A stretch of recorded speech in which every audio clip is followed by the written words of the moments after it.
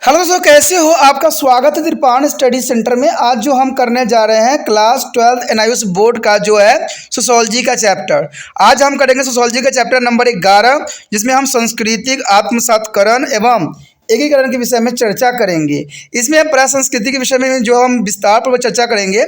आपको पता ही होना चाहिए कि ये जो चैप्टर है संस्कृति आत्मसातकरण एवं एकीकरण जो है +2 के जो है सीबीएसई के बच्चे हैं जिनका एनसीईआरटी बुक है, उनके लिए भी बहुत ये इंपॉर्टेंट चैप्टर है और इसके रिगार्डिंग एग्जाम में जरूर एक नया क्वेश्चन जरूर आता है। तो ये सीबीएसई के बच्चों के लिए भी बहुत इंपॉर्टेंट है, साथ में यूपी बिहार बोर्ड के बच्चों के लिए भी अगर उन्होंने सोशोलॉजी ले रखा है तो ये चैप्टर बहुत ही इंपॉर्टेंट साबित होगा। क्योंकि आपको पता है कि त्रिपाण सेंटर जो है लाइन टू लाइन समझाने की कोशिश किया जाता है इसमें, और आपको समझ में भी बहुत आसानी से आ जाता है। लेकिन आपको पता है कि चैप्टर स्टार्ट करने से पहले एक बात जो मैं हमेशा कहता हूँ, जिसको आपको सोचना भी चाहिए, विचार भी करना चाहिए और अमल भी करना चाहिए, वो ये है कि जब भी वीडियो देखिए पूरा देखिए, क्योंकि अधूरा जानकारी सदैव खतरनाक होता है। साथ में एक इंपॉर्टेंट बात ये भी रहता है, अगर आप पहली बार वीडियो देख रहे हो तो लाइक शेयर सब्सक्राइब करना मत भूलना। क्योंकि दोस्तों लाइक कीजिएगा तो बनाने वाले का मनोबल बढ़ता है, सब्सक्राइब कीजिएगा तो इससे ये होता है कि जब भी मैं कोई वीडियो डालूंगा उसका नोटिफिकेशन आपको समय रहते मिल जाएगा। और देखिए शेयर का मतलब ये होता है कि आपके थ्रू न जाने किन बच्चों को हेल्प मिल जाए, ये आप भी नहीं जानोगे, इसलिए जो है आप शेयर जरूर करो, ठीक है। व्हाट्सएप स्टेटस पे भी लगाओ। दोस्तों एनआईएस सेंटर जो कई मानने में बहुत से बच्चों के लिए हेल्पफुल है, चाहे वो 8th क्लास हो, 9th 10th 11th 12th हो, चाहे वो एनआईएस बोर्ड के बच्चे हों, ठीक है, चाहे बीए एमए के बच्चे हो, सभी क्लासों के लिए कुछ ना कुछ जो है त्रिपाण सेंटर में उपलब्ध है। तो इसलिए आपके लिए जरूरी है कि आप सब्सक्राइब करके इसको चैनल को जो है सेव कर लो, नहीं तो बाद में अगर रिसर्च करोगे तो शायद आपको ये चैनल प्राप्त ना हो। तो इसलिए सोचना नहीं, विचार नहीं करना है, सब्सक्राइब करके जो है अपने पास सेव करना है। दोस्तों ये तो बात था आपके लिए, लेकिन आप देखते हैं हमारा आज टॉपिक क्या है।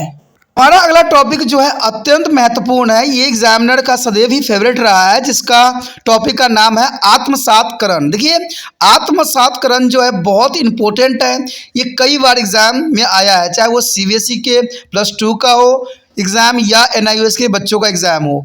ये जो है आत्मसातकरण जो है बहुत इंपॉर्टेंट टॉपिक है, तो इसको आप ध्यान से समझने की कोशिश कीजिए। कहते हैं आत्मसातकरण भी जो है सांस्कृतिक संपर्क के ही द्वारा होता है। आत्मसात देखिए ये संस्कृति संपर्क से ही जो है ये आता है, यानी संस्कृति संपर्क के द्वारा ही इसको जो है अनुभव किया जा सकता है। यह एक सामान्य धारणा है कि जितने ज़्यादा व्यक्तियों का परस्पर संपर्क होगा उतने ही वो परस्पर एक दूसरे के पसंद करेंगे। तो ये बात तो आपको भी पता है कि कोई व्यक्ति जितना किसी दूसरे व्यक्ति के साथ रहता है उतना ही उसकी आदतें, उसकी हैबिट सबको वो ग्रहण कर लेता है, ठीक है, या आपको उससे जो है लगाव भी हो जाता है। तो ये बात बहुत ज़रूरी है। कहते हैं जितना व्यक्ति जानता है एक दूसरे को उतना ही उसमें अच्छी बातें आती है और उसको समझने का मौका भी मिलता है। जितना अधिक वह परस्पर जो है संवाद भी करेंगे उतना ही अधिक वे सामान्य बनने की भी कोशिश करेंगे। यानी बात करने से, संपर्क बढ़ाने से व्यक्ति में जो है काफ़ी कुछ जानने और समझने का मौका मिल जाता है। तो ये सारे के सारे बात जो होती है आत्मसातकरण के अंतर्गत ही आती है। यह एक अन्य विश्वास है कि हम दूसरे के बारे में जितना ज़्यादा जानते हैं उतना ही अधिक हम उन्हें पसंद भी करते हैं। तो ये भी सच्चाई बात है। कहते हैं किसी व्यक्ति को जितना ज़्यादा आप जानोगे उसकी आदतें, उसके विचार, उसकी समझ, उसकी सोच के आदी होते चले जाओगे, क्योंकि यही चीज़ तो कहते हैं कि उनको आगे बढ़ाता है। आपने देखा होगा कि मंत्री लोग जो होते हैं आजकल इलेक्शन होती है तो वो लोग क्या करते हैं, घर घर जाते हैं, द्वार द्वार पे जाते हैं, उनसे वोट मांगते हैं, और कुछ जो होते हैं वो रेडियो टेलीविज़न पर ही प्रचार करते हैं। तो कहते हैं जो सामने जाते हैं आपस में बात करते हैं, इससे ये होता है कि उनका अट्रैक्शन बढ़ता है, उनको ये लगता है कि ये हमारे हितैषी हैं और हम तो से ये मिलने आए हैं, हमसे बात कर रहे हैं तो हम हमारे लिए अच्छे भी करेंगे। तो इसी विश्वास पे जो है आजकल जो है पॉलिटिकल्स में सारे के सारे मंत्री लोग जो है घर पे जाके खाना खा रहे हैं, घर पे जाके उनसे बातें कर रहे हैं, तो घर पे जाके उनको कई तरह के जो है पुरस्कार भी दे रहे हैं। तो ये आज के राजनीति के जो है बहुत बड़ा जो है आज क्रियाकलाप बन गया है। तो यही बात यहाँ पर भी आता है कि हम जिसको जितना संपर्क में जाते हैं, जितना हम किसी व्यक्ति से बातें करते हैं, जितना व्यक्ति से हम जान पहचान बढ़ाते हैं, उतने हम उस व्यक्ति के आदी हो जाते हैं, उसके व्यवहारों की आदी हो जाते हैं, उसके विचारों के आदी हो जाते हैं, उसके स्टाइलों की आदी हो जाते हैं, ठीक है। जैसे कि आपको पता है, अगर कोई जीव जंतु भी हमारे संपर्क में आता है तो जीव जंतु भी हमारे जैसे हम सिखाते हैं वैसे ही हमारा हरकतें भी करने लग जाता है।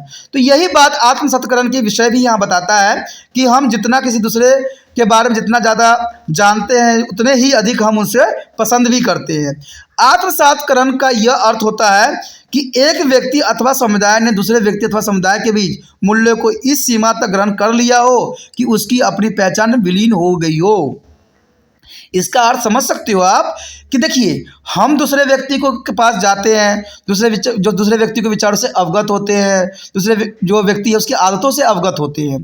तो इससे क्या होता है, हम अपनी हैबिट को खो देते हैं, अपनी विचारधारा को खो देते हैं और दूसरे व्यक्तियों की विचारधाराओं पे अमल करने लग जाते हैं, उसको ही हम सब कुछ समझ लेते हैं। इसमें यही जो है आत्मसत्करण बताता है कि हम अपनी पहचान को विलीन कर देते हैं, यानी हम अपनी पहचान को ही ख़त्म कर देते हैं।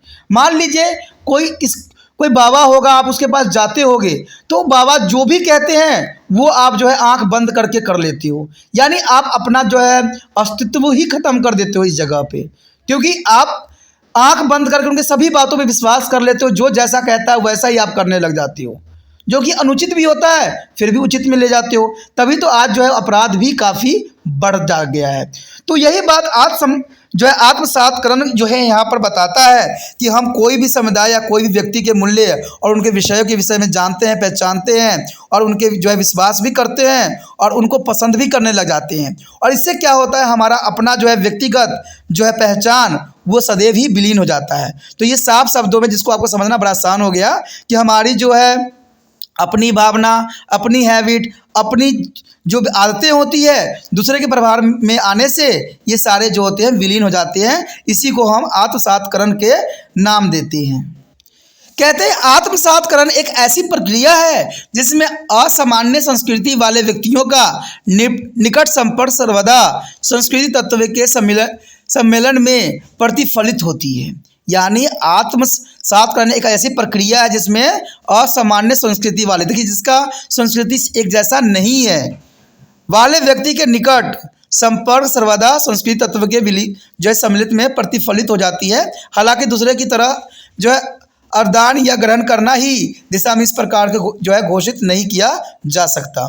तो ये काफ़ी इंपॉर्टेंट बात यहाँ पर है कि एक कहते हैं दूसरे की तरह अवदान या ग्रहण करना ही दिशा में इस प्रकार की घोषणा नहीं किया जा सकता। तो ये बहुत इंपॉर्टेंट है। कहते हैं आत्मसत्करण जो है प्राकृतिक रूप से घटित होने वाली प्रक्रिया मानी जाती है। देखिए, आत्मसत्करण जो है प्राकृतिक परिघटना है।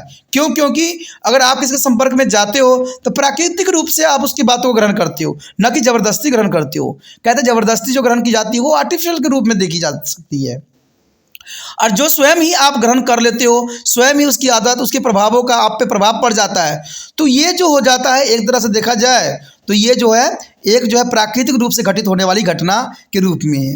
ये सामान्य मानसिकता के सिद्धांतों को सामान्य समझी जाती है। यानी यहाँ पर आपकी मानसिकता सामान्य थी लेकिन आप उस व्यक्ति से काफ़ी प्रभावित हुए जिसकी वजह से उसकी सारी आदतें उसके गुण को अपने अपना लिया। यह विचार इस लोकप्रियता पर भी आधारित है कि जो है समानताएं और समरूपताएं एकता के समान या समरूप होती है। कहते हैं आत्मसत्करण का विचार महसूस करने, सोचने और तंद्रूपी कार्य करने से निहित मानी जाती हैं। यानी ये चीज़ें जो दोस्तों होती है इसको विचार को महसूस किया जा सकता है, समरूपताएं एकता समान को समरूप हो सकती है। तो आत्म जो है सात्करण ये काफ़ी इंपॉर्टेंट है जिसमें हम दूसरे व्यक्तियों के गुणों को अपनाते हैं और अपने गुणों को जो है नष्ट कर देते हैं। यहाँ पर देखिए, अगर हम तो आत्मसात एक दूसरा अर्थ यही भी होता है कि हम अप्रवासी से पूर्व में कुछ योगदान दिया करते हैं, उसे अपेक्षा की जाती है कि वह अपने स्वभाव, संस्कृति और दर्शन से आने वाली जो है पीढ़ी को भी कुछ अवश्य देगा। यानी आत्मसार ये भी बात बताता है कि हम दूसरे पीढ़ी को भी जो है अपने गुण, अपने आदतें दे दें।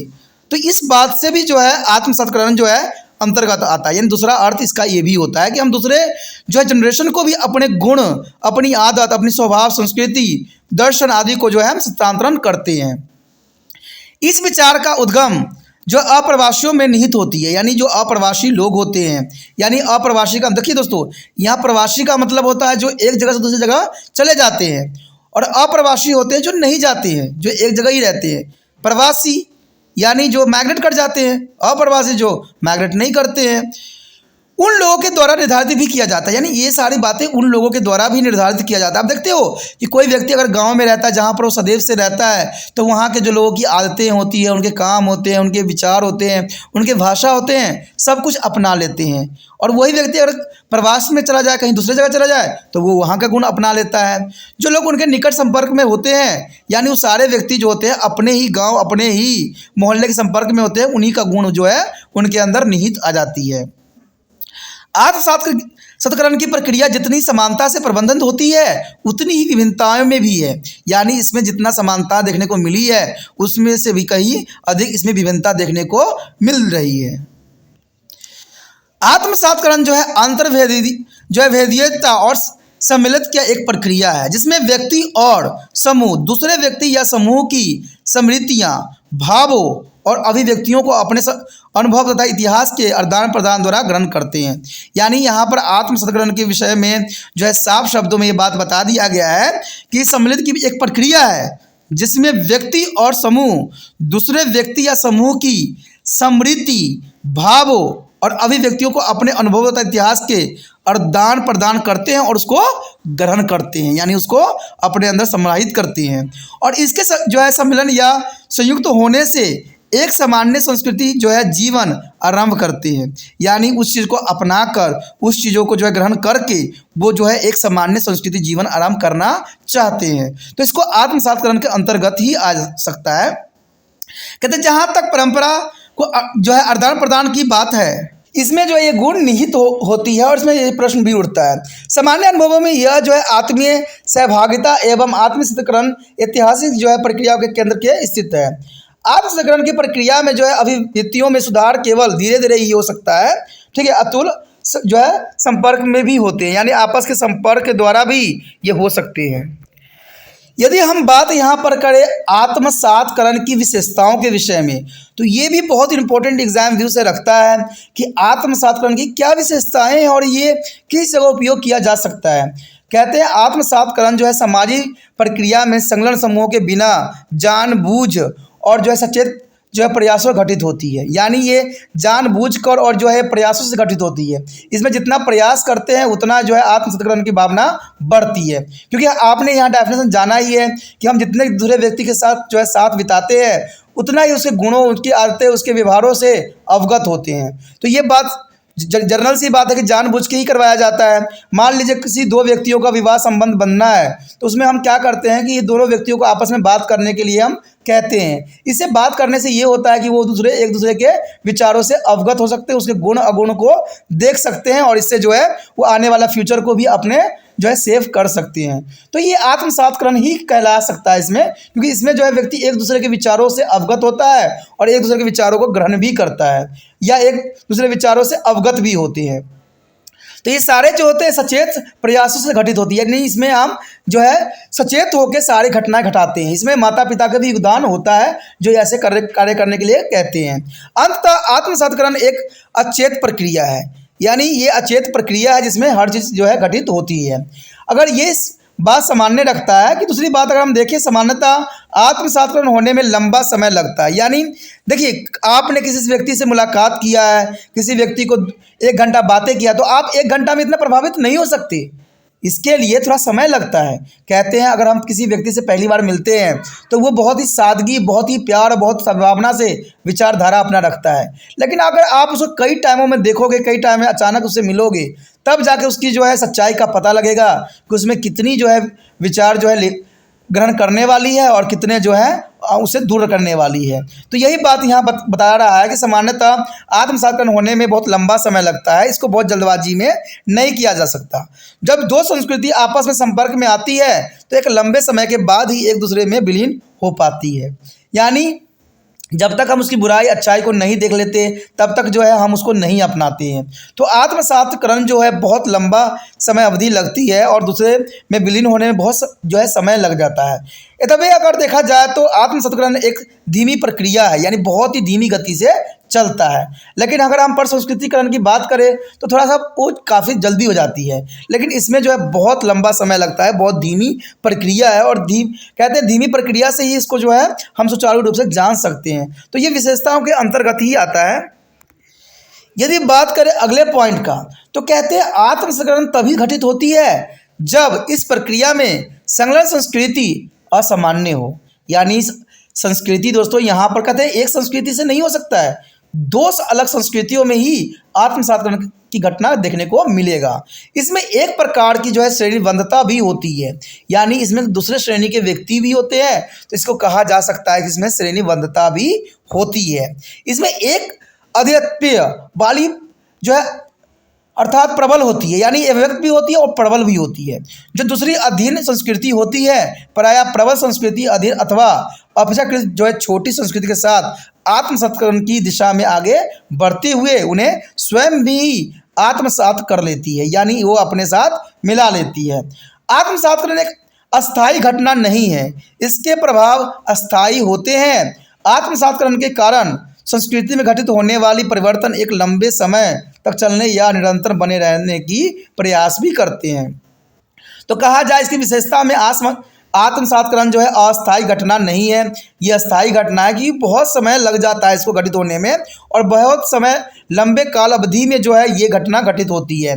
और ये कहते हैं कि ये निरंतर चलती ही रहती है।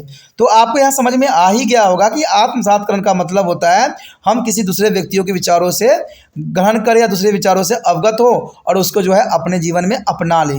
लेकिन इसमें अपनाने के साथ जो होता है हम अपनी व्यक्तिगत जो विचारधारा होती है, अपने जो विचारधारा वो ख़त्म हो जाता है। इसमें सबसे अच्छा एग्जाम्पल मैंने आपको बताया ही था कि जब हम किसी व्यक्ति के संपर्क में जाते, चाहे मान लीजिए वो बाबा हो या कोई महापुरुष हो, अगर हम उनके विचारधारा सुनते हैं तो हम क्या उनकी ही बातों में रह जाते हैं, उनकी बातों को ही खो जाते हैं और उनके ही बताए हुए रास्ते पे ही हम चलने लग जाते हैं। यानी हमारा व्यक्तिगत जो होती है विचारधारा खत्म हो जाती है और हम जो है उनके विचारधाराओं पे चलने लग जाते हैं। तो इसी को आत्म सत्कर्म के ही कहा जा सकता है।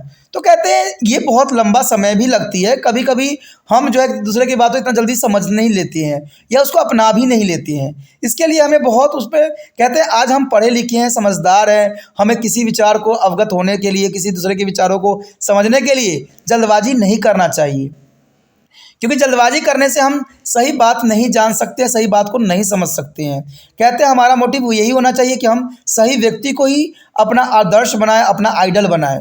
कभी ये ना हो कि हम गलत व्यक्ति को जो है जल्दबाजी में आइडल बना लिए हैं और उसके बताए हुए रास्ते पर चलने लग गए हैं, तो वो जो है हमारे लिए कभी भी जो है अच्छा नहीं होता है, वो सदैव ही घातक सिद्ध होता है और आपको जो है पतन की ओर ले जाता है। दोस्तों इसी के साथ हमारा ये टॉपिक भी खत्म हो जाता है, आत्म सत्कर्म, जो कि बहुत इंपॉर्टेंट था, बहुत ही ज़रूरी था और ये एग्ज़ाम भी से ज़रूर आएगा एग्ज़ाम में, तो इसको ज़रूर अच्छे से अच्छे प्रिपेयर कर लेना, अच्छे से समझ लेना, यही आपका लक्ष्य होना चाहिए। ठीक है, और साथ में लक्ष्य एक और नहीं भूलना है, क्योंकि कहते हैं ना कि अगर आपके लिए कोई व्यक्ति अच्छा कर रहा है तो आपका भी फर्ज बनता है कि उस व्यक्ति के लिए अच्छा से अच्छा करने की कोशिश करें। तो आपको यही रहता है कि मैं आपके लिए ये वीडियो लाया हूँ, इसको बहुत ही अच्छे से समझाने की कोशिश किया हूँ, तो आपका भी यही होना चाहिए विचारधारा कि इस वीडियो को जितना हो सके दूसरे बच्चों तक भी शेयर करना है। देखिए दोस्तों, शेयर कीजिएगा, उस व्यक्ति को अगर ये अच्छा लगता है तो देखेगा, नहीं अच्छा लगता है नहीं देखेगा। इसमें आप ज़बरदस्ती नहीं करना है किसी व्यक्ति से, क्योंकि ज्ञान जो होती है कभी ज़बरदस्ती से नहीं दी जा सकती है। आप छोटे बच्चों को ज़बरदस्ती पढ़ाते हो तो क्या वो पढ़ता है? कभी नहीं पढ़ता। अगर आप उसको समझ में आने लगता है, उसको इंटरेस्ट बनती है, तभी वो चीज़ को देखता है। तो यही बात दूसरे व्यक्ति के लिए भी आता है, लेकिन कहते हैं हम अपना फ़र्ज करना नहीं भूल सकते हैं। अगर मान लीजिए आप व्हाट्सएप स्टेटस पे लगाते हो तो कोई ना कोई व्यक्ति जरूर देखेगा जिसको ये सिलेबस में है, और वो अगर उसको समझ में आ जाता है तो आपके द्वारा एक स्टेटस लगाने की वजह से दूसरे व्यक्ति को जो है भलाई हो जाता है और दूसरा व्यक्ति जो है आपको जरूर धन्यवाद मन ही मन देगा, क्योंकि आपके वजह से जो है उस टॉपिक को उसको अच्छे से बच्चों को समझ में आ गया है। आप हर समय जो है कभी गाने लगा देते हो, कभी फोटो लगा देते हो, कभी एक बार तो ये जो है चैनल का जो है आप लिंक लगा के तो देखो। कहते हैं इससे आपको अच्छा महसूस भी होगा और दूसरे व्यक्ति तक ये पहुंचने का एक साधन भी बन जाएगा। तो इसलिए आपको सोचना नहीं है दोस्तों, अच्छे कामों में सोचने की जरूरत नहीं होता, सिर्फ क्रिया करने की आवश्यकता होता है। इसलिए आपने एक ही काम करना है, यूट्यूब से जो है इस वीडियो को लिंक को कॉपी करना है और व्हाट्सएप स्टेटस पे लगा देना है।